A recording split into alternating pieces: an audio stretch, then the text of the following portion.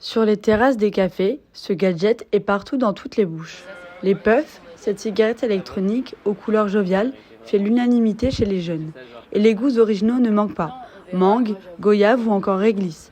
Ce produit a tout pour attirer les consommateurs. Son atout premier, elle peut être consommée n'importe où et n'importe quand puisqu'elle ne se recharge pas. C'est a priori un bon moyen d'arrêter de fumer. Mais ce n'est pas ce que pense Emma, consommatrice de puffs.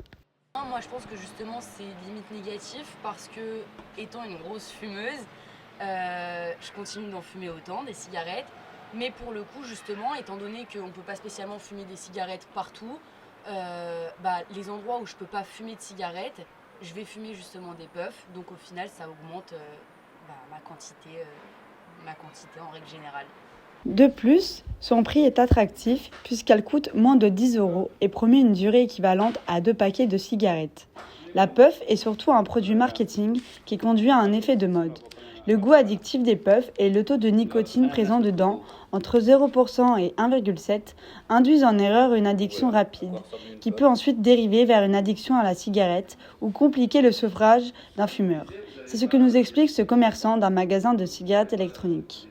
Alors vous avez moins de paliers au niveau des puffs, donc vous allez avoir du 17, voire du 20 mg et du 9 mg.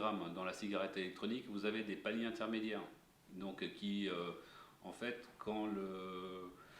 quand l'utilisateur ou l'acheteur commence à se sevrer progressivement, donc à chaque fois il descend d'un petit palier et non pas d'un gros palier qui peut le faire replonger dans la cigarette. Parce qu'en fait pour s'arrêter de fumer, il y a plein de critères à prendre en considération.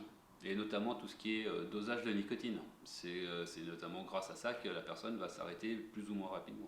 Chaque année en France, environ 300 000 jeunes commencent à fumer et l'âge d'entrée dans le tabagisme est autour de 13-14 ans, une donnée qui ne risque pas de baisser avec la vente de ce type de cigarettes.